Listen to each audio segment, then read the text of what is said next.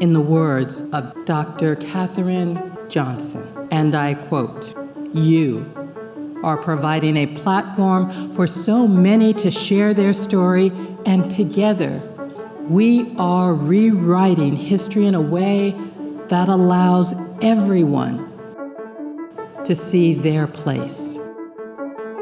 For more than 3 decades, the Computer History Museum has reserved one honor for a distinguished circle of individuals who have advanced the field of computing. So I figured that if I could start on the ground floor with other people, then I'd have a chance to get ahead.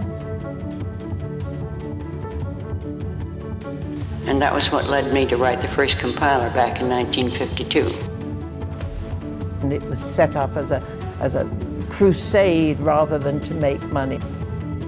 The CHM Fellow Awards recognize technology pioneers, legends, and unsung heroes who have illuminated our world and propelled humanity forward. But the semiconductor industry has made bigger changes in a few decades than printing has over a few centuries. When these things actually start to connect, you get the wow effect. I've had the privilege of standing on the shoulders of the amazing people that were honored before me. We've got to make a society that will last, that is sustainable as a society. That's one of the reasons I developed my computer and gave it away. I wanted to help that revolution go forward. If every one of us does our job well, it'll all go very interesting. When the ideas start, they are fragile and they're new. And most people don't understand them. And the things that are fragile need to be protected. They are the dreamers who imagine beyond what is, the disruptors who challenge convention, the builders who transform our world.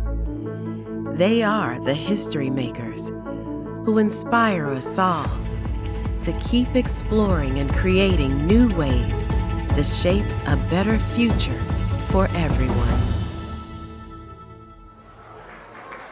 Please welcome Mark Atkind. Good evening. It's so great to see everyone tonight at what is our most treasured and meaningful tradition. I'm truly honored to be part of this special program to bestow our 2026 Fellow Awards and our inaugural Silicon Valley Laureate, and to celebrate these legends who have truly changed our world. I'm new. I just crossed my 1-year mark as the CEO. Thank you. And I just wanted to take a moment and introduce myself. It's been so great to meet and hear from so many of you in our community and witness this museum, this incredible museum in action. I came to CHM from NASA headquarters in DC, where I led communications to inspire all to reach for the stars. And it's only fitting at CHM that I get to tell the inspiring story of the people and technology who actually got us to the stars. And as someone who comes from a storytelling background, I want to share a few of my many, many stories from my first year here that show our deep impact and define the mission of the museum. Story 1, David Pogue, host of CBS Sunday Morning, New York Times tech columnist, is writing a book on the 50-year history of Apple. One of his first stops is CHM. He uses our Shustek archive and our renowned collection of oral histories, and he enlists our curator, Hanson Su, as his technical editor. The book came out a month ago, launching here at CHM. We had Avi on our stage. Thank you, Avi. And it has been on the bestseller list for the last 4 weeks. If you're a historian, a journalist, or a writer on the digital age, your journey comes through CHM. Story number 2, Brian Cantrell. He's an engineer who's worked at Sun. He's starting a new company called Oxide to build a computer specialized for AI data centers. He's going to have to solve challenges like power, size, stacking. With each computer literally acting like a space heater, he will have to tackle cooling and temperature control. Brian takes his entire staff of 60 to CHM to tour Revolution to see firsthand how others have faced these core problems. If you're starting a new tech company in this AI revolution, your journey comes through CHM. Story number 3. University of Georgia Black Student Business Association is preparing for a tech future. They travel across the country to Silicon Valley, where a key stop to understand this unique ecosystem is a special tour of CHM. And John Hennessy, former president of Stanford, chairman of Alphabet, he just brought his students to CHM. Here, they faced their toughest teacher. I don't know if Robert Garner's in the room, but they faced their toughest teacher in Robert Garner, who schooled them in the 1401. Thank you, Robert. And tonight, we're pleased to be joined by a group from Stanford Society of Women Engineers. So thank you guys for coming. So if you're a business, computer science, or engineering student trying to understand this rapidly changing world, once again, your journey goes through CHM. Now, there's one more story I want to tell from my first year.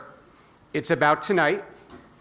It's what happens when we bring together all of you, legendary innovators and leaders, the heart of our community. This story, as you know, is yet to be written, but I'm excited to see what happens this evening, because tonight we don't just look at the past, we celebrate the people who are still defining our future. So let's begin our program. I want to give a thank you to Accenture, our award sponsor. Accenture has been a longtime supporter of this program, and it's an honor to welcome them here as a sponsor for my first awards at CHM. And now, let me please welcome CHM board member Eileen Fagan.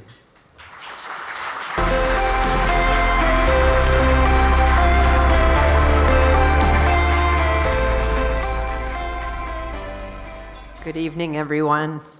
I'm excited to get us kicked off with the Fellows Award while you're eating. So try to multitask. Since 1987, CHM has honored leading technology pioneers, including both legends and unsung heroes, for their outstanding merits and significant contributions to the advancement of computing and the evolution of the digital age. The first fellow, if you saw it on the wall this evening, was actually Rear Admiral Grace Hopper. Yes. Agree, that deserves a little shout out. For her contributions to the development of programming languages. And this evening, we would like to interrupt your dinner now and recognize all of the CHM fellows who are here with us tonight, both online as well as in person. So if I may take a second and ask all CHM fellows here, both past and present, would you please stand so we can recognize you?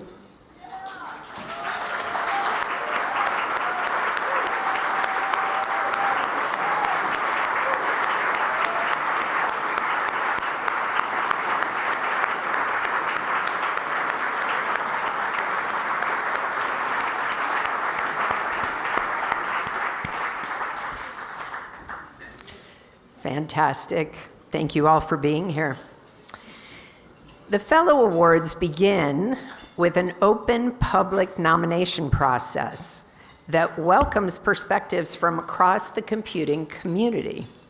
These nominations help surface all of these individuals whose work has made lasting and meaningful contributions.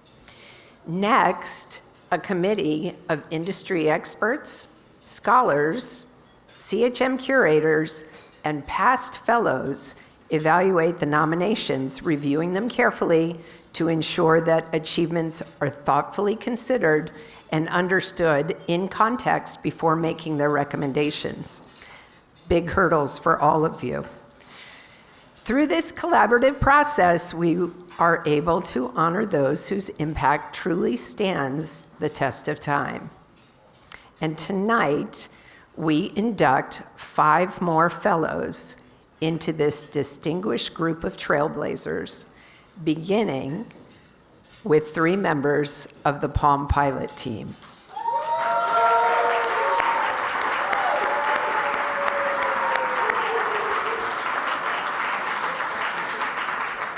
And here they are in their very own words.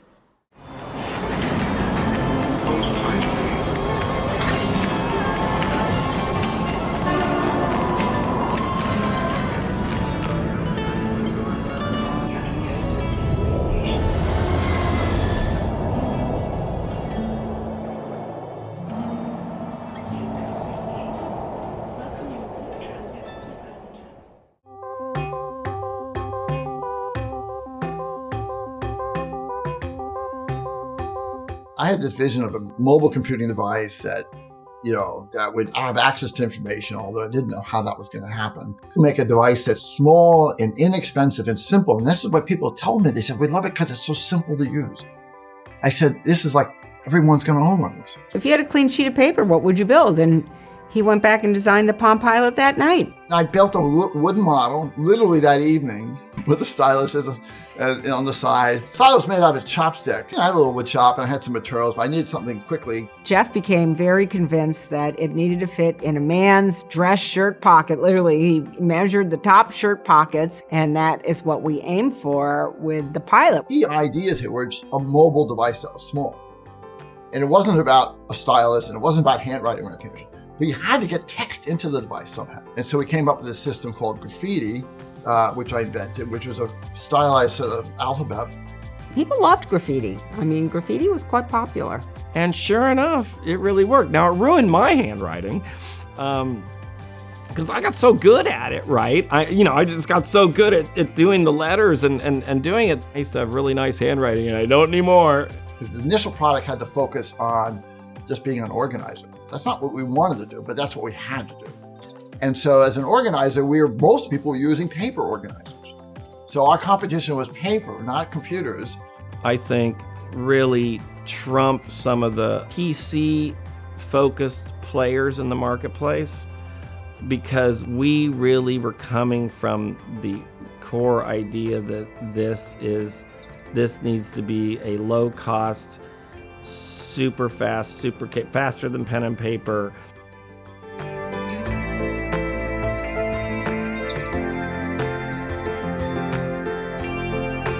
And I kept saying, I know we're calling this an organizer, but it's a computer, and we're going to have a development community, and we have to have lots of apps. It's really it's a full-fledged computer. Don't forget that. When we started the Palm Pilot, we designed it as a platform day one, an OS, with APIs, with an ability to create an SDK and all those things. We had all these apps bundled in the Palm Pilot. So we had the calendar app and the contact app and all this stuff. And Jeff came to me and he said, I want to put those in open source. We have to do that because that'll help people write apps for it much, much faster. So we put our native apps into open source directories and let anybody use them. And it caused an explosion of activity. I mean, people did advanced versions of the calendar or the contact or specific versions of the contact list. It was definitely a big hit with the developer community. The team built something quite breakthrough if you look at the entire history of the handheld computing space. So the big redefinition of designing it around synchronization, letting the PC do the things the PC does, and having this little guy be a window to your PC and a window to your data that you could decouple and take with you wherever you went, that was the big idea.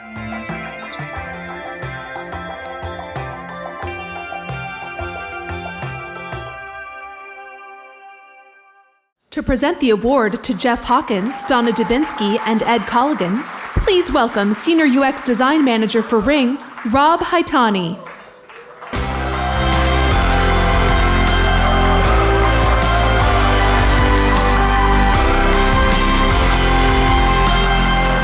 So today, it's difficult to imagine a time when mobile computing was derided as a $0 billion industry. We're here tonight to honor the trio who led a tiny startup and a skeptical industry into the mobile computing age. I joined Palm as employee 25, product manager and lead UX designer, and later joined the founding team at Handspring. So I had a front row seat from the $0 billion phase to the first commercially successful smartphone. Jeff, Donna, and Ed were kindred spirits, but I wouldn't call them peas in a pod. Their unique personalities and strengths complement each other, more like three atoms tightly bonded in a molecule, if you'll pardon the nerdy analogy. Starting with Jeff, drove the product vision with a rare clarity of thought. He taught me that creativity isn't an act of construction building toward an idea. It's an act of reduction. You remove the obvious assumptions to reveal new possibilities. So for example, when the industry struggled to build a faster mobile device, Jeff said, hey, let's use a slower processor. Let's strip down the OS to make the Palm Pilot faster, smaller, simpler, cheaper. That's the kind of mind that spends a lifetime to understand how thinking itself works. Donna guided the company through the precarious startup years. She taught me that empathy doesn't weaken decisive leadership, it strengthens it. She was unwavering, making difficult decisions, but never lost sight of the people behind the work. When Donna had to deliver bad news, you could see how much it weighed on her.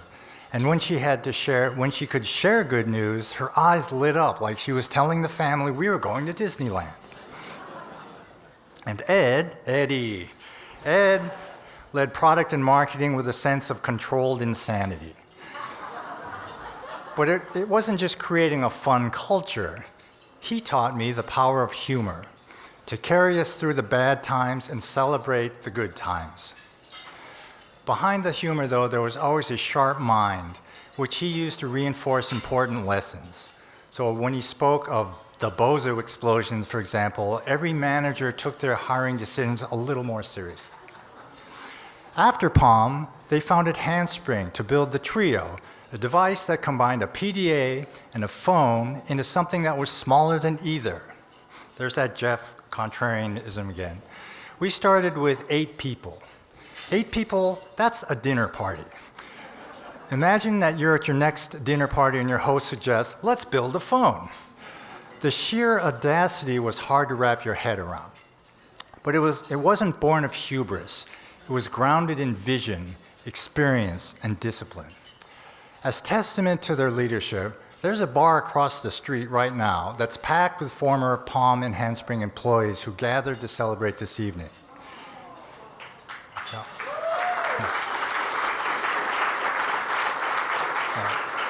And that's what it looks like when leaders make people feel like they were part of something that mattered.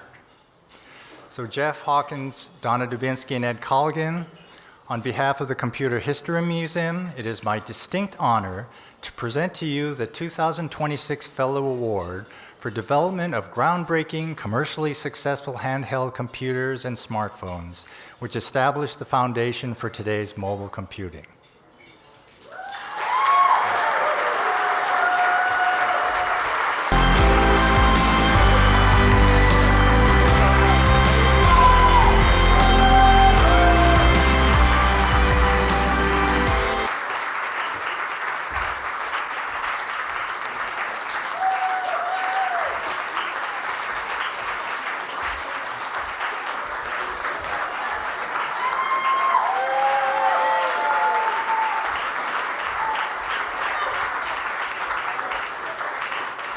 I guess I drew the short straw following Rob. Yeah, okay.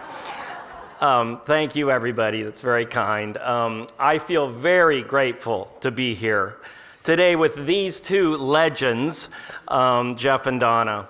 I'm so lucky they chose me to be their partner, and that was a pretty amazing time. It's been an amazing journey, and we've almost been 35 years together, and we're still working together, actually. We're representing the incredible teams from Palm and Handspring, in my opinion. Innovation happens through the hard work and dedication of amazing teams, and we were so fortunate to have assembled such a world-class group. I am really proud to be part of these teams. I'd like the team members who are here and were able to be here tonight to stand up and please be acknowledged. That's these tables over here.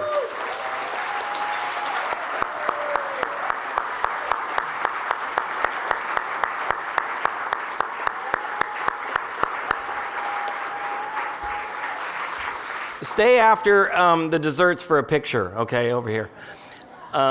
This amazing team brought you many of the seminal ideas and the core design elements of the mobile devices we all use today. So if no one makes eye contact at your family dinner tables in the future, it's their fault, okay? I ask for your indulgence just for a moment to name a few, just a personal moment to name a few people who helped me on my journey. First, many of you know, because he gets around the room, my brother Bud, an original Mac team member and later CEO of Macromedia. He introduced me to the Macintosh when I came home one Christmas from college. It was on the table, and I said, I'm moving to Silicon Valley to work on that.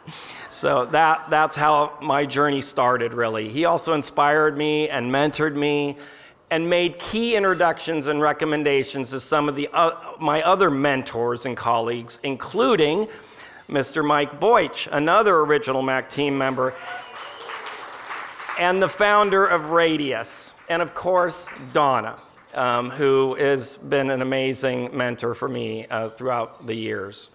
Without their collective support, knowledge sharing, and encouragement, I'm sure my career would not have been as fun or as fulfilling.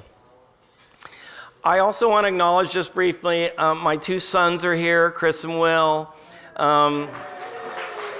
It's awesome to have them here. They've always been huge supporters and amazing child beta testers. I mean, they're the first millennials to ever own a Palm Pilot. Chris went out of his way on his 35th birthday to be with me tonight, so happy birthday to Chris. And finally, a big thank you to my lovely wife and partner, Bobby Burns, who is a mobile computing pioneer herself. She worked with Jeff at Grid Systems very early on and also contributed to many different things at Palm and Handspring. I adore you. Your love and support throughout the years has sustained me. One final note. I'm particularly pleased this is a team award. The shift toward the all-knowing lone genius has accelerated in our industry and in broader society. Most of us know the truth. It's never one person. It's always the team. We need great individuals to lead, like Jeff and Donna, but we also need to recognize without the team, and I mean in the broadest sense of the word, nothing truly meaningful happens. That is true. That's true in Silicon Valley, it's true in the USA, and it's true in the world. At Palm and Handspring, we tried to build a culture that was fair and inclusive, open and resilient, humble, but had a bias for action. It took all of us supporting each other, holding each other to the highest standards to create a culture that many alumni still call the best of their careers. Great cultures build great teams that accomplish great things.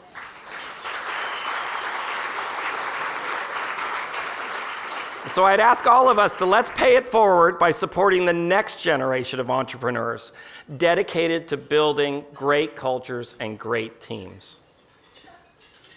I know this team, both the Palm and Handspring teams, are enormously grateful for this honor. Thank you to the museum for recognizing our team's work to foster the mobile computing revolution. It's been the honor of a lifetime. Thank you.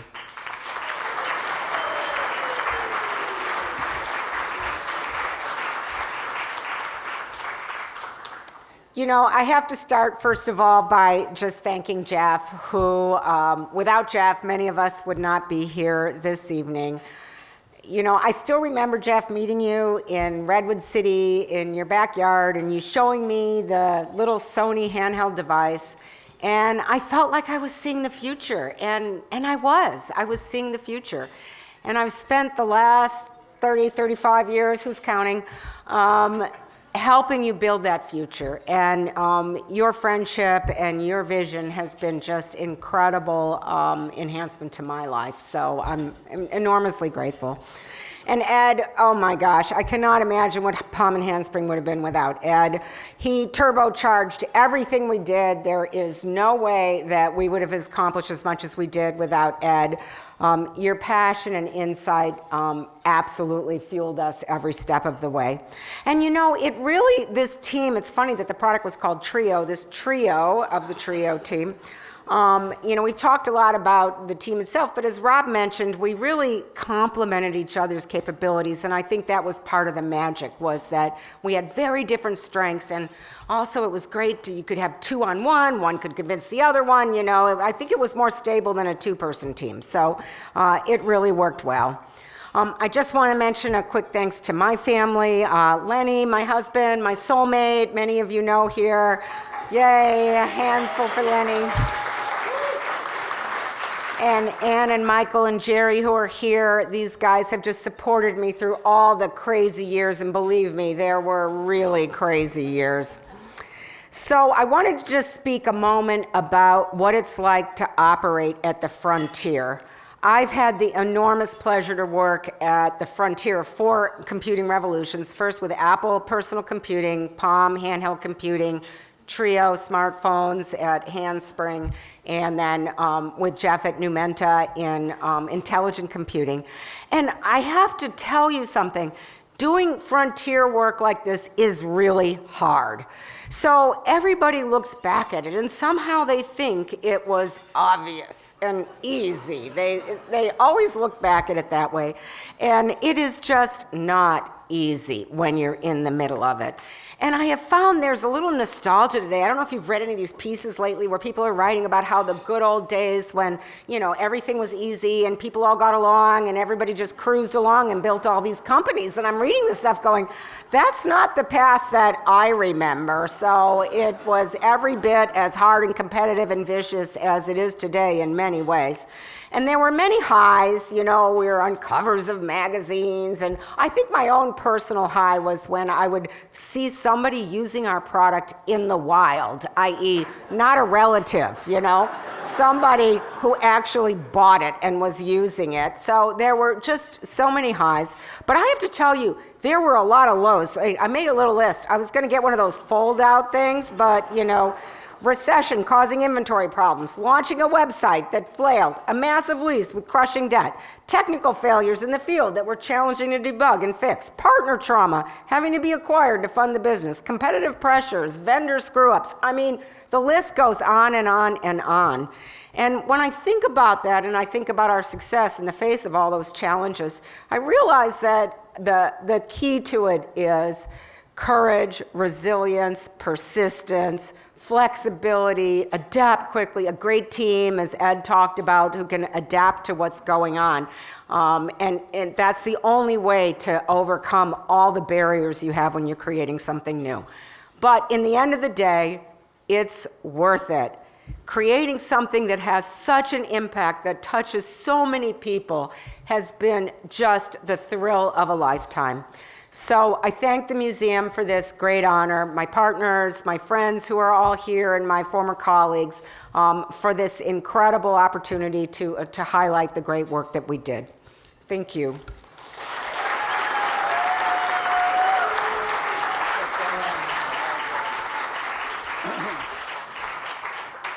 Rob Haitani, thank you for that lovely introduction. He's an amazing guy, one of the most incredible people you've ever met. I want to also thank my wife, Janet, my 2 daughters, Kate and Ann, who are here tonight. My daughter, Kate, flew out from New Hampshire just to surprise me for this, so thank you. And I want to thank the Computer History Museum for making this a team award. You know, if it wasn't for the brilliant and awesome Donna Dubinsky, who brought in the brilliant and awesome Ed Colligan, I would not be standing here tonight. That is absolute certainty. So as a team, we did this as a team. I also know that there's a team behind the team, as Ed talked about, and some of them are here tonight, and I think we want to acknowledge them, even if they can't be on stage. Now, I often hear people say that entrepreneurs invent the future. I don't think that's true. Entrepreneurs see the future. They see what's going to happen, and what you can do. The only thing you can do is to make that future happen a little bit sooner and a little bit better than it would have happened on its own. And I know this is true for Palm. I had an epiphany in 1991. And it occurred to me in a flash that in the future, sometime in the future, a vast majority of the people on this planet would be carrying a computer in their pocket. That computer would be easy to use. It would run all day on a battery life. It should be affordable. Maybe we met that, I don't know. But most importantly, what was it going to be used for? It was going to be used for accessing the world's information. That was the key thing for me. And I knew this future was going to happen. And I knew for two reasons. One is I knew the technology would advance, Moore's law and all that would allow us to build a powerful computer that fit in your pocket.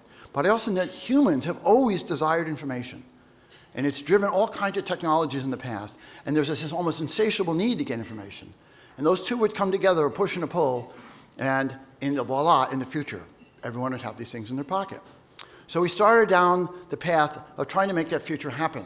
But it wasn't really possible.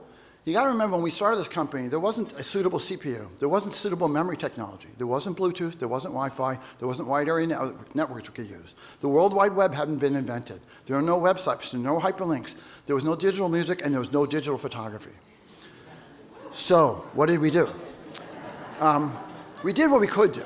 We built a product that would access your personal information, which is basically a calendar and an address book. Not very exciting, but it was useful. I remember the day Ed came to me. I was the Palm Pilot, and Ed came to me and says, Jeff, I don't want you to be disappointed, but our first product at Palm Pilot is going to be called a connected organizer. And I said, oh, Ed. I said, we're building the future computing. Remember, billions of people access information. He goes, Jeff, I know, but what we have is an organizer. So if we want to sell it, we have to call it an organizer. And I said, well, can I still talk about like we're building this great future? And he goes, you can do that inside the company, but don't do it on the outside, because it's going to hurt us, and people aren't going to believe you anyway. Now, as always, Ed was correct about all those points, so I listened to him. Now, eventually, we were able to build more powerful computers, and eventually, we were able to incorporate a cell phone into it. And so the Trio became really the first mobile phone, or smartphone, that had all the attributes you associate with a smartphone today. Every one of them was in there. Now, the future sometimes comes with unanticipated consequences. And there is one here, and I want to talk about it briefly. None of us imagined this, thought about it, think about it. But once people had a lot of information in their pocket, some other people decided to make that information addict people to it. And we are now in a situation where people are getting addicted to these things. And this is bad for the individuals. It's bad for their families. It's bad for societies. The good news about this is more and more people are becoming aware of this problem, policies are being implemented, and there will be laws enacted too, because addicted data is no better than addictive substances. So put that aside, I think we'll address those issues. But overall, the positive impact of the devices I'm sure everyone in this room has in their pocket or in their purse right now has been very, very positive. I think I can speak for the entire team that we are proud to make what was once a future vision into a present reality. We did so making it a little bit sooner and a little bit better than it would have happened otherwise. Thank you.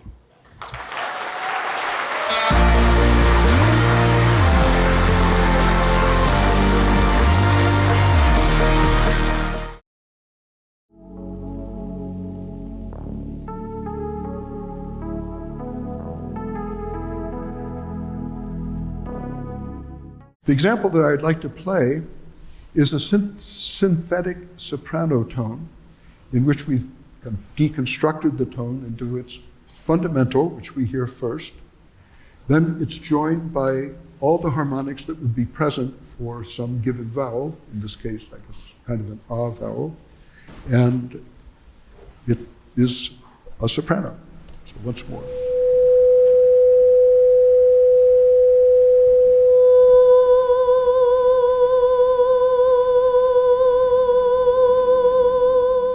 I discovered FM while making changes in frequency with one oscillator modulating another. And as I increased the depth and beat rate of the vibrato, I began to hear things that had never been heard before. And it was a major breakthrough. And that's when I think I called the Office of Technology Licensing at Stanford. I said, I think that we have something that's really important in acoustics. they discovered that Yamaha was the biggest music manufacturer in the world, but in the United States, their footprint was pretty small because they were already working in the digital domain, digital control of their electronic organs. Yamaha called OTL and said, we want to have an option on a license for the technology. And it was one of the best relationships.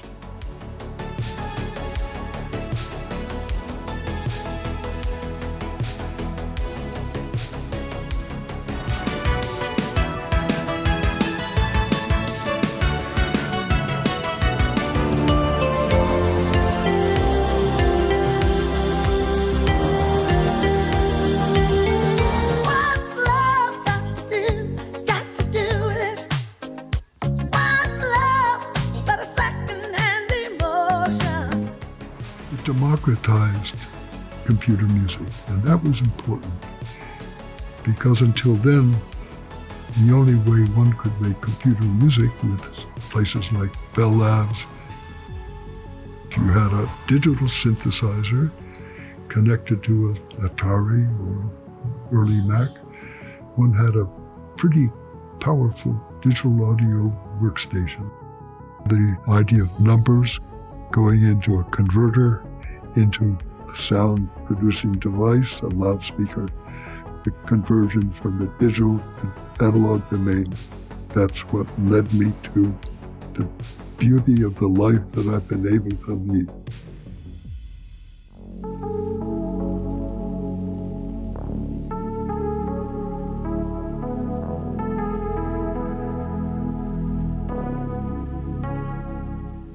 To present the award to John Chowning, please welcome Professor and Chair of the Music Department at Stanford University, Chris Chafe.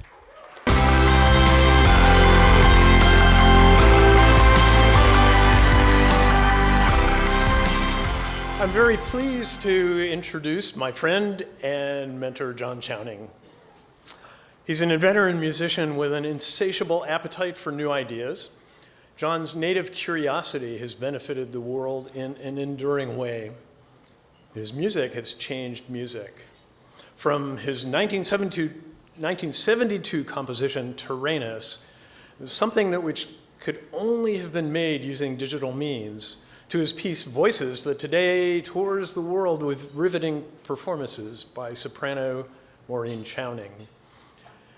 The early experiments that John made in modeling sounds and sound spaces, beginning with the tools of the 60s, are foundational to the art and science of music, and today they are ubiquitous. John also co-founded Stanford's Center for Computer Research in Music and Acoustics, affectionately known as CARMA. I arrived at the Stanford AI Lab in 1978 to a lively, very free-thinking atmosphere that continues today at CARMA, even as the technology has evolved. And at the time, then, we were working with a PDP-10, hand-wired DACs and A to Ds, and a newly operational real-time synthesizer designed by Pete Sampson, who currently keeps this history alive as a docent here at the museum. Central to this activity was John, whose groundbreaking FM synthesis algorithm was actively being pursued for its musical possibilities by composers visiting the AI lab.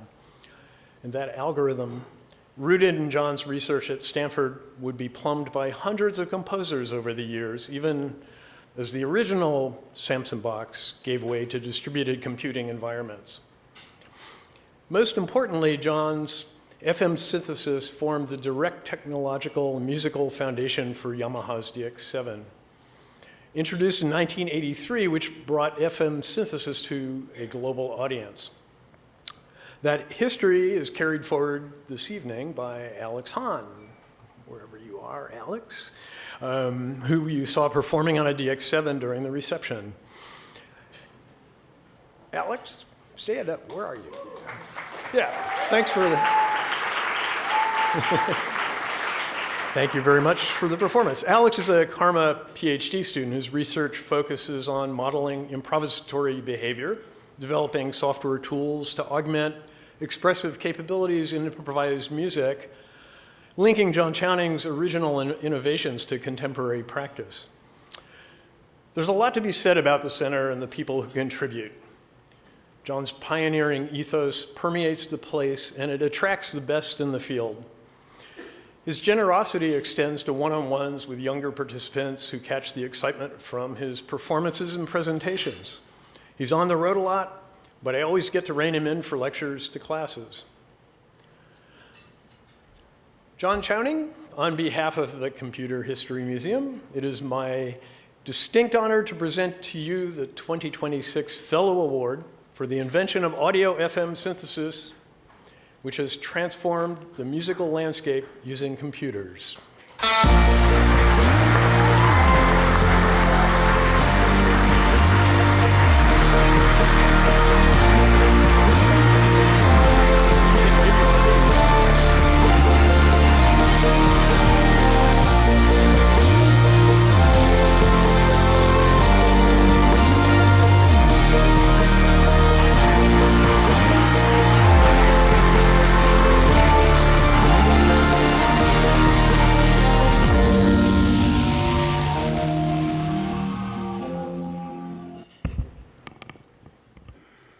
Thank you, Chris, for your generous introduction. I am honored and humbled to join this evening's inductees, past and present, in acknowledging their important contributions to our complex world. It was 59 years ago, that I discovered the FM synthesis algorithm.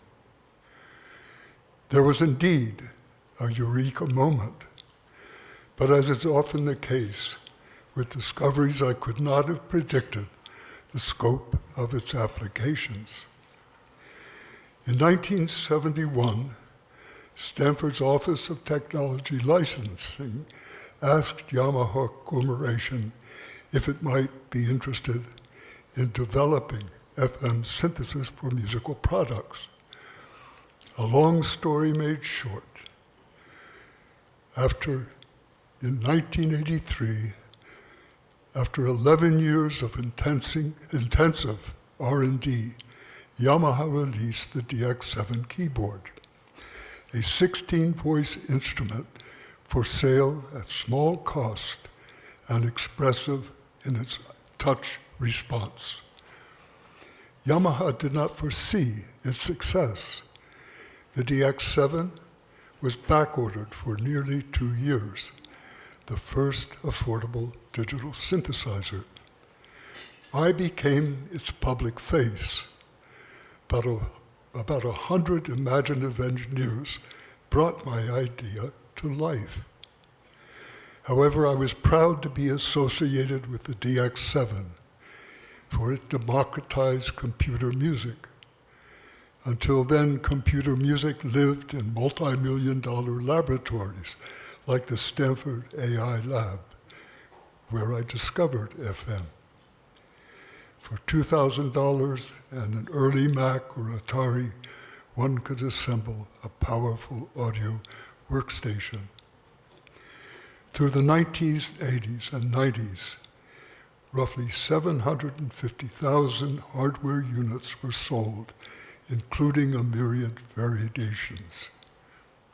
Today, FM synthesis is implemented in software and is ubiquitous in digital music production. I was reminded of this a few years ago when my son Scott, a classically trained French horn player and an accomplished jazz piano player, "Hey, Dad," he said, "FM is big in dubstep." Dubstep is a genre of electronic music in clubs with huge speaker systems, where although curious, I would never venture, thinking of my precious remaining hair cells. Another comes from Gu Wang's introduction of the ocarina for the iPhone in 2008. Gu, a Karma professor focused on computer science, could not have predicted its success either. A music historian once dismissed the ocarina as a musically useless toy. I argued that its most important feature was the turning the iPhone into a wind instrument. This allows the user to blow into the control loudness, which with time is one of the most expressive dimensions of musical phrasing. I proposed that somewhere in the world, a child will discover this toy, make beautiful sounds, and one day become a principal flutist in a symphony orchestra. Ocarina and its successor reached more than 10 million users worldwide, so it's possible. Short-term futures are somewhat predictable. As in many fields, AI will continue to play a prominent role in music. I use it regularly in my own compositional work. That said, it will be a long time before generative AI matches the creative power of human-composed music. Being far from its capabilities in language, where it can produce credible stories and, more debatable, poetry. The difference arises because poetic inference, different than logical inference, allows meaning to emerge through personal experience, and language models operate effectively within that shared symbolic space, text. Recited poetry and prose are instantaneously converted to text, enabling rapid response for which AI is famous. Music, by contrast, unfolds in time, and there can be no rapid response, no shortcuts. The sound waves entering our ears are several abstractions removed from compositional intent, from the score, notes, and instrumentation, to performance, and finally to neural signals in the auditory cortex. Aesthetics, the most significant abstraction, is difficult to quantify. We simply know when it's right. Music creation depends on creative impulse. Listening depends on engagement, and both on community. For a rich and fruitful future, I ask my beginning colleagues to embrace technology, trust their artistic impulse, communicate, and act as both listener and composer. Music transcends language and serves as a powerful bond within and across cultures. As Steve Jobs once said, technology alone is not enough. It's technology married with liberal arts, married with the humanities that make our hearts sing.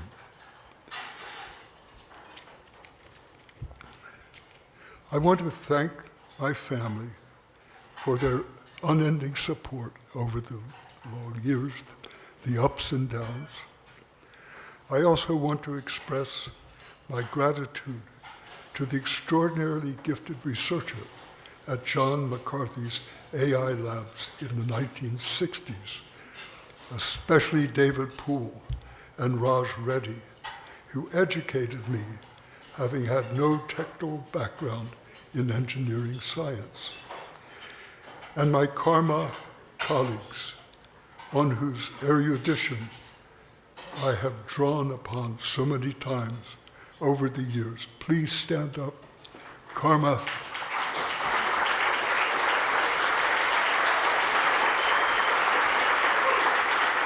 Thank you, guys. I thank Dag Spicer and colleagues for seeing the widespread applications and ultimate meaning of my work that went beyond my focus. And finally, I must pay tribute to Max Matthews, mentor and friend, whose seminal article in Science in 1963, The Digital Computer as a Musical Instrument, set me on the path that led me to stand here this evening. Thank you.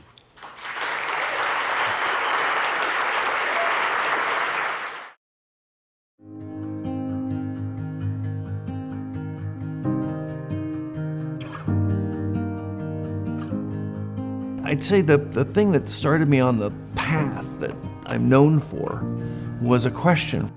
Tell me a positive future with your technology. So the idea was, let's build the Library of Alexandria for the digital age. Let's just make the digital universal library. And so we co-founded Alexa Internet, and I started the Internet Archive as a nonprofit that would receive everything Alexa Internet ever collects. So Alexa Internet was named after the Library of Alexandria.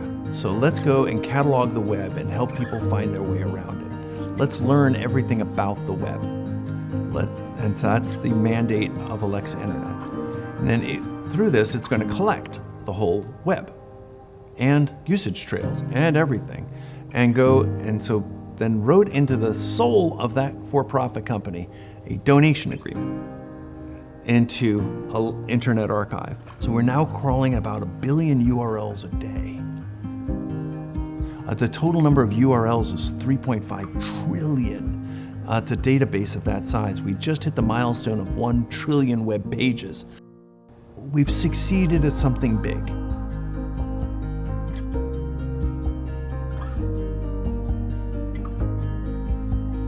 We should have a Carnegie moment now of public access to all knowledge. That was the dream. We have real fractures in what it is people think they know. We don't have the written record available to people. And so I'm still very much in my chair working at this. That's been the theme of my whole career. The technology can and should be made to make this all happen.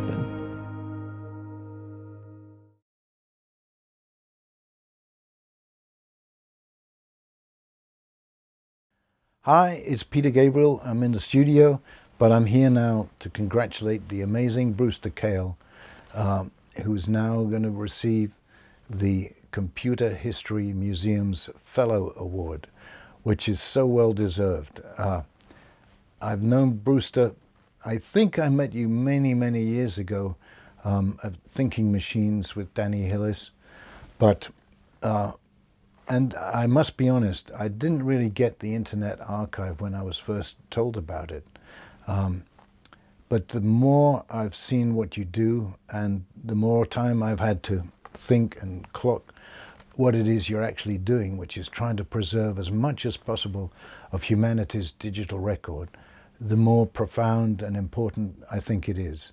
It's extraordinary work you've been doing. You have such a passion for it, and we're all going to have open access, hopefully free of charge, for so many years to come. Thank you so much for myself and for the rest of the world. Congratulations on a very well-deserved award. To present the award to Brewster Kahle, please welcome founding partner of Kapor Capital and 1996 CHM Fellow, Mitch Kapor.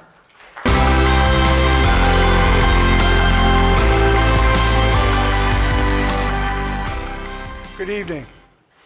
To be honored as a Fellow of the Computer History Museum means that your work has produced enduring field-shaping contributions. CHM Fellows don't just build important technologies, they alter the trajectory of computing in ways that expand its social impact. For me, Brewster Kahle exemplifies that standard. Kahle's career has been guided by a consistent principle that access to knowledge should be broad, durable, and open. That principle resonates deeply with me, particularly through my own work at the Electronic Frontier Foundation and elsewhere, where I've seen how a more open internet can empower individuals to freely share, use, and build upon information. That commitment was evident during his time at Thinking Machines Corporation in the 1980s, where he developed WAIS, the Wide Area Information Servers, an early system for distributed search and retrieval across network databases. WAIS anticipated core elements of the modern web, the searchability, indexing, and interoperability, when the internet was still largely confined to researchers. In East Cambridge, just down the street from me at Lotus Development Corporation, Brewster was helping lay conceptual groundwork for what would become the modern information ecosystem. And his later work expanded that impact. In 1996, Brewster founded the Internet Archive with the goal of providing universal access to all knowledge. What began as an effort to preserve the early web has grown into one of the world's most important digital libraries. The Archive's Wayback Machine, launched in 2001, has become indispensable to researchers, journalists, and the public, preserving a historical record of the web that would otherwise be lost. The Internet Archive's mission has also intersected with broader efforts to preserve digital rights, including work alongside the Electronic Frontier Foundation to defend libraries' rights to lend, preserve, and provide access to digital materials amid expanding copyright constraints. From my perspective, this work underscores an essential truth, that building an open infrastructure and securing the rights that sustain it are inseparable. We need people like Brewster to push the edge of the envelope, even when it makes us uncomfortable. Beyond preservation, Kahle has expanded access through large-scale digitization, open lending, and initiatives such as the Open Content Alliance, building nonprofit infrastructure that treats knowledge as a public good. What distinguishes him is the coherence of his contributions across decades. Fellows of the Computer History Museum are those whose contributions endure, by ensuring that the digital record itself endures and remains accessible. Brewster Kahle has made a contribution of lasting historical significance. Brewster Kahle, on behalf of the Computer History Museum, it is my distinct honor to present you with a 2026 Fellow Award for pioneering roles in online search and in digital preservation and open access to knowledge through the Internet Archive.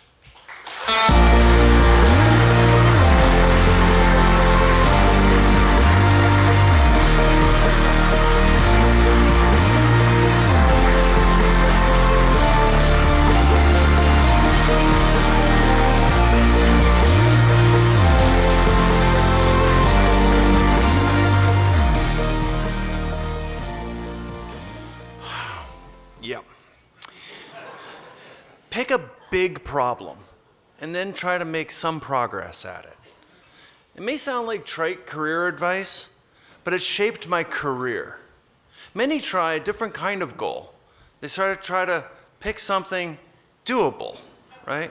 Like, make $1 million, and then call it quits.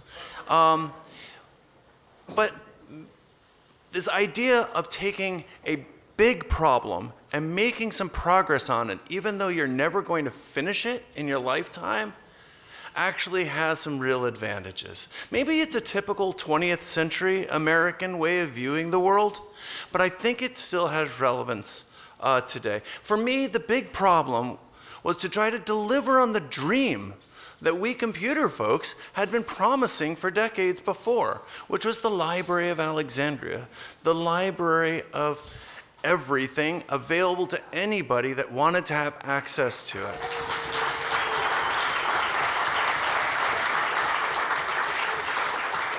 I started this at age 20, and I'm, as Mitch pointed out, I'm still on it. And we haven't finished. My mentor at the MIT AI lab, Danny Hillis, protege of Marvin Minsky, saw the issue around building this kind of library and the big machines required to do it in a very different way. He looked at it as we wanted to build a machine that would be proud of us, right? This was sort of the era of the time. Danny wanted to build a great machine. And to build a great machine, it would have to know a lot. I wanted to do it actually kind of the other way around. I wanted people to know a lot, to be smarter.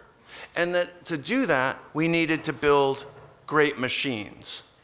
But with that founding and conversations and work with Danny Hillis, I was off and running. Helped push along to build supercomputers, try to transition the ARPANET to the internet, have to build free and open source software and the concept of that, open protocols, and now building the library directly.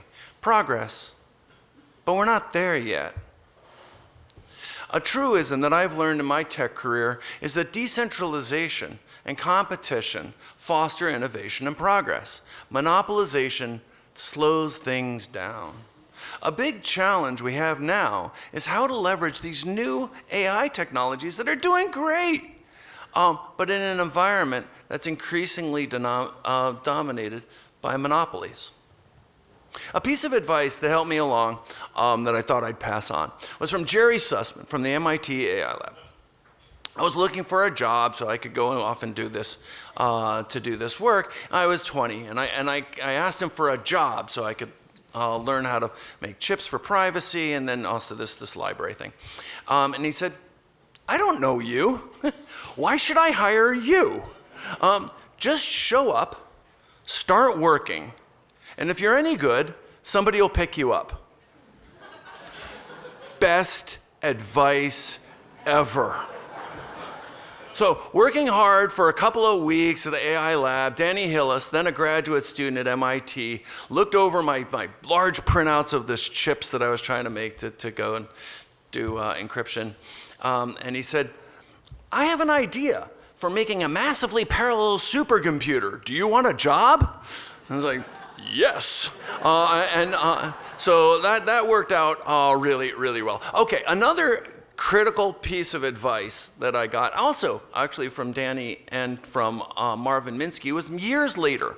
Okay, so we're making progress. We'd built Thinking Machines Corporation, a connection machine supercomputer that could go and search hundreds of magazines and newspapers at once with natural language, kind of awesome. It was the first search engine on the internet, going great, but I wanted to build out the rest of the system. I needed to go and get it so it was personal and corporate information, and we called it network publishing. I called it Ways, but it became the World Wide Web, right? That basic structure.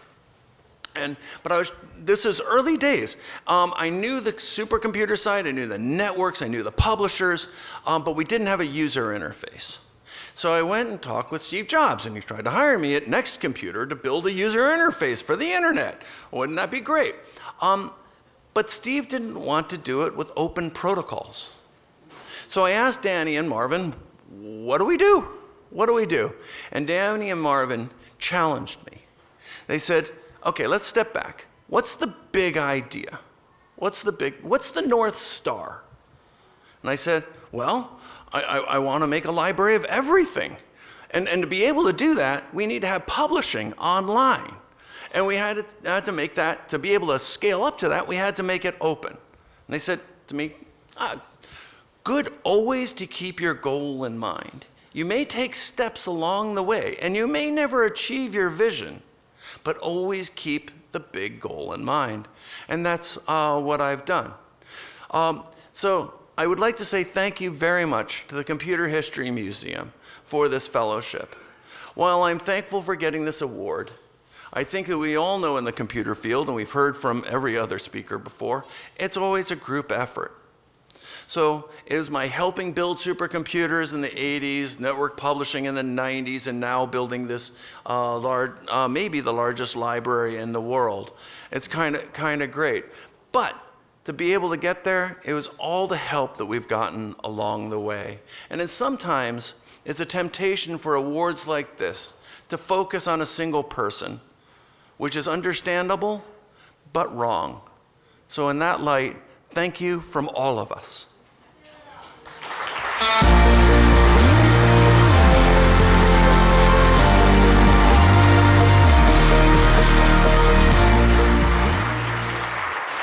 Please welcome Eileen Fagan. Hard to follow all of that. But what an incredibly inspiring group. Thank you to all the honorees, committee, and all of you here celebrating in the room with us tonight. I'm going to go off script and ask for a big round of applause just for all of the fellows again.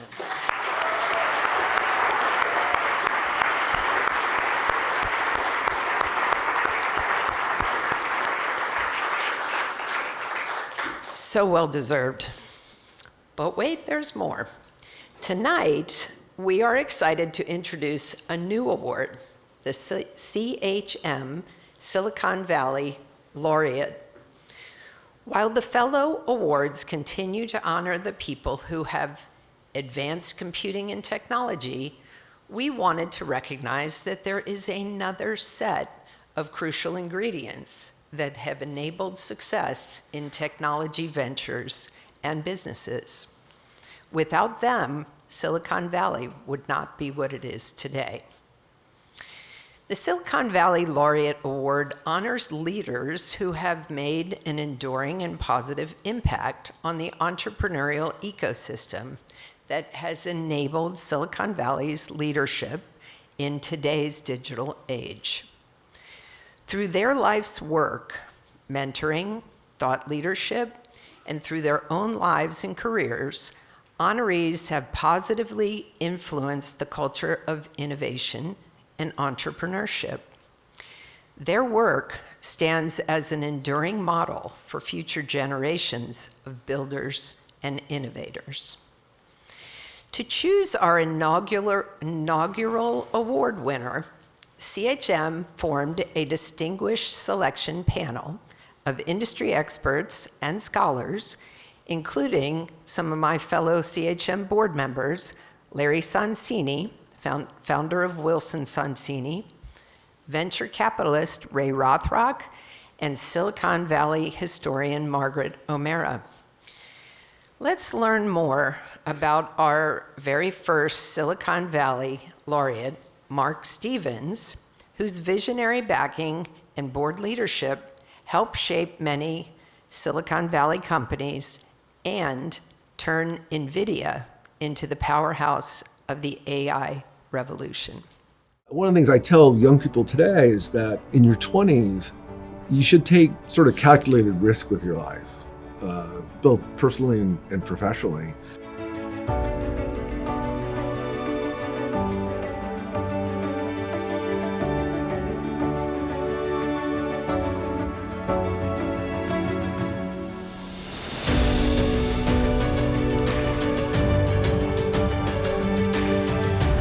Don and I meet with Jensen and Chris Malachowski and Curtis Preen, and he kind of fired his demo. And Don hates demos. The worst thing you could do as an entrepreneur trying to come in to raise money at Sequoia was to start your presentation with a demo.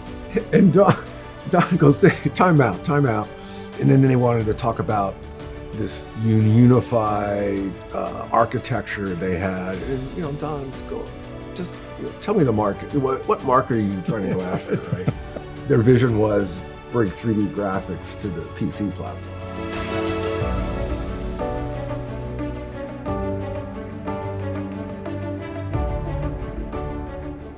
We almost lost the company 3 times. We built a Swiss Army knife when the market just wanted a simple corkscrew, simple knife blade. We're 30 days away from going out of business.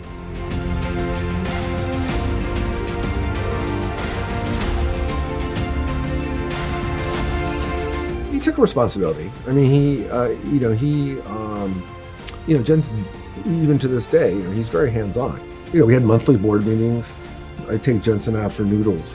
Just talk.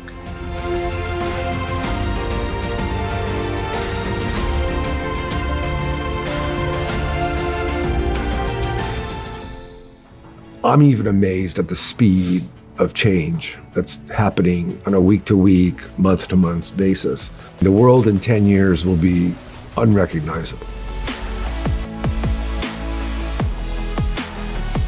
In Intel, we had only the paranoid survive. At NVIDIA, we have a sort of a version of that. It's 30 days from going out of business.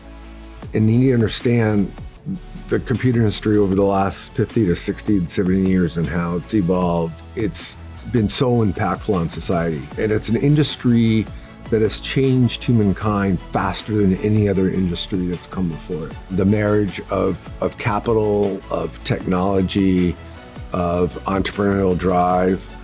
And I think the award sort of represents all of those things that make Silicon Valley so unique.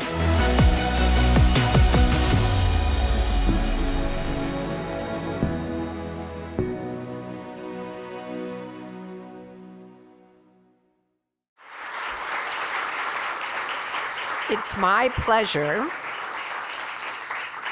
to now present Mark Stevens with the first Silicon Valley Laureate Award.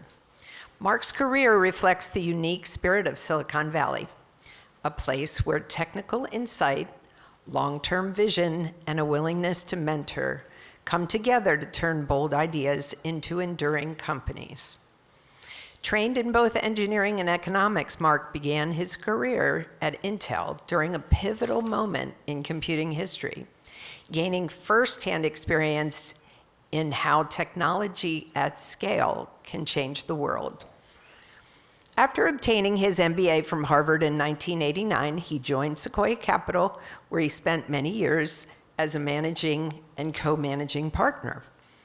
During that period, Sequoia played a defining role in shaping the modern innovation economy, and Mark was at the center of it, helping identify, support, and guide companies that would go on to transform how all of us communicate, learn, and access information. His fingerprints can be found on some of Silicon Valley's most consequential stories, as you saw in the video, including early investments in Google, Yahoo, YouTube, and of course, NVIDIA. What truly distinguishes Mark, however, is not just the companies he helped build, but the way he helped build them. As a long-standing board member, trusted advisor, and steady presence through decades of change, Mark has exemplified patient leadership, intellectual rigor, and deep respect for founders. Beyond investing, Mark has committed himself to developing the next generation of leaders, lecturing at the Stanford Graduate School of Business, and continuing to mentor entrepreneurs through S-Cube Capital.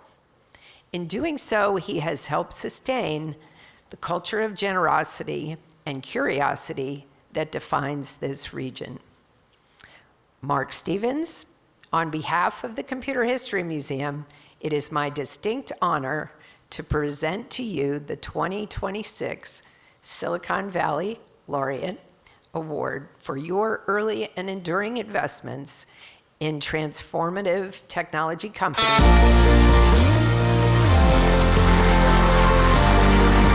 The rest of it is on the award, Mark. You can read it.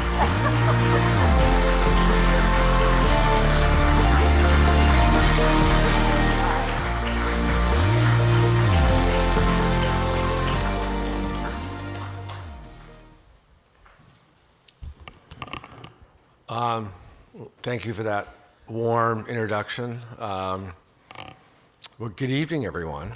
I realize I'm the last person between dessert, so my comments will be fairly brief. I'm delighted to be back for this year's Computer History Museum Awards Gala.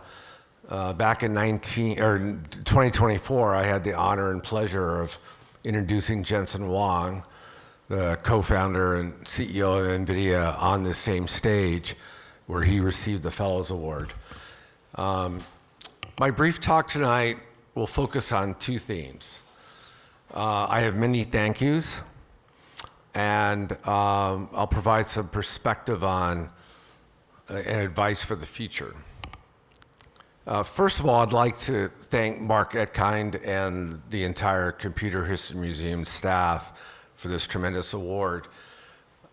It's been wonderful to get to know Mark. You know, he's been on board for a year now here, and to become more familiar with the future direction of the museum and the initiatives that the museum has. My first big thank you is my family deserves a huge thank you. My wife of 33 years, Mary, and my 3 children, Scott, Sean, and Samantha, have been hugely supportive of my career, and they've been dealing with my many quirks that I have. Mary and Sean and his girlfriend, Bridget Immel, are here with us tonight. So please give them a round of applause.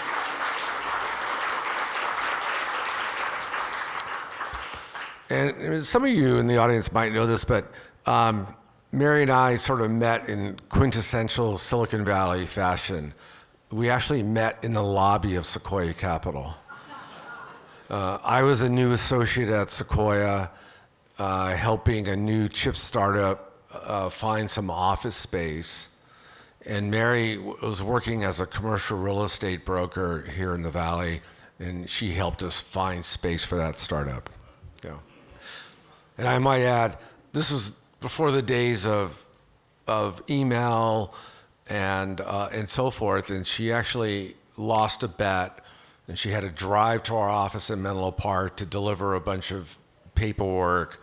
Otherwise, we may have never met, because in today's world of emails and text, it would all have been done electronically. Another big many thanks go to the organizations and leadership who took a gamble on me in the early days of my career. Intel hired me as a technical sales engineer for their Los Angeles office, and I was at the tender age of 22. Several years later, I completed my MBA and I returned to Northern California to resume my career. And you know, back in 1989, the venture capital business was really a tiny corner of the global finance business. If you weren't in Silicon Valley, you didn't know what a venture capitalist did. So that year, Sequoia happened to be looking for an associate with a semiconductor and a computer background. So obviously the timing was perfect for me. Don Valentine and Pierre Lamont, many of you who know in this audience, brought me on board, and I learned the craft under their tutelage. And I must say that tutelage was often very intense, for those of you who know who Don and Pierre.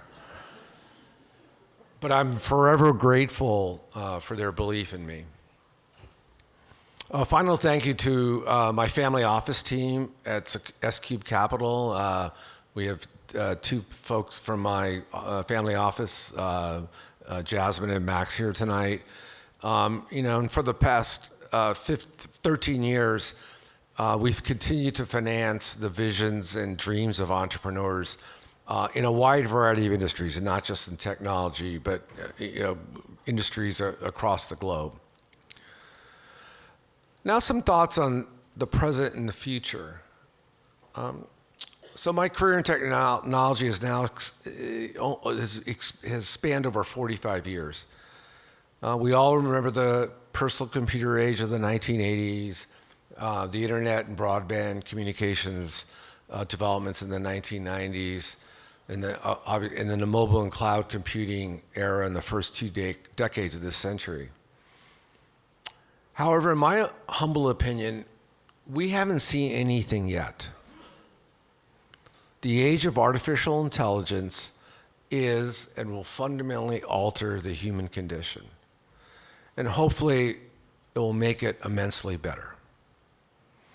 As a longtime board member and investor at NVIDIA, even I am amazed at the speed and the magnitude of the ramp up in artificial intelligence.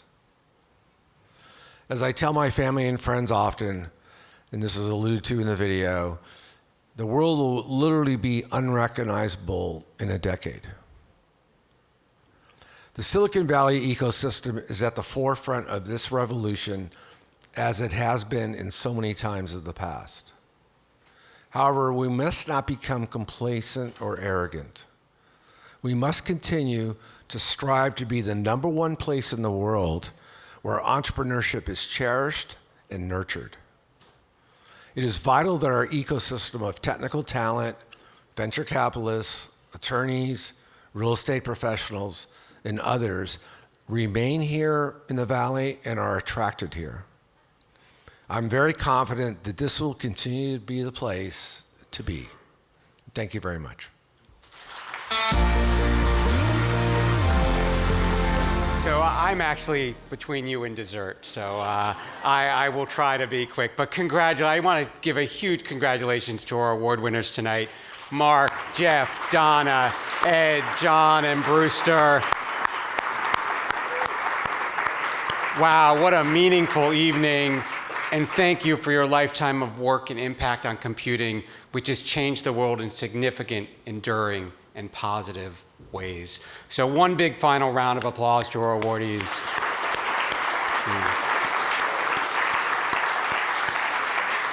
At the start of the evening, I shared some of the incredible stories of impact.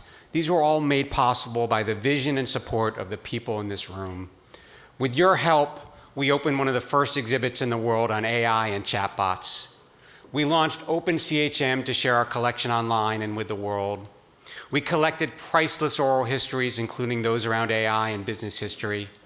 We told the inspirational stories of hidden and underrepresented pioneers. And we executed an ambitious slate of programming on our stage that has brought together leaders and thinkers to engage on the most important topics of our time. I want to say thank you all for your investment that made this possible. This was a direct result of our campaign. And I'm proud to share that after this private period, tonight, we're launching the public part of this campaign. We've entitled it Power On, Decoding the Past, Igniting the Future. This is our final chapter of the campaign, which concludes on June 30th. You'll find a card and a QR code in the program, and every gift made between now and then counts towards this effort and helps ensure CHM can continue to preserve this truly monumental moment in history and inspire the next generation of digital citizens and innovators. We have urgency to do this now. As Mark Stevens said, the world will look unrecognizable in a decade. Change is happening at a mind-blowing fast pace. Never have we needed more the trusted voice of CHM and our educational efforts to help navigate this change, to create informed digital citizens and inspire that next generation who will lead our future. I hope you will join us on this urgent mission. We're reaching the conclusion of tonight's awards. One of the things I learned in my first year is what a talented and dedicated team we have at CHM. I'd like everybody to give a round of applause for the entire staff who put on tonight's ceremony.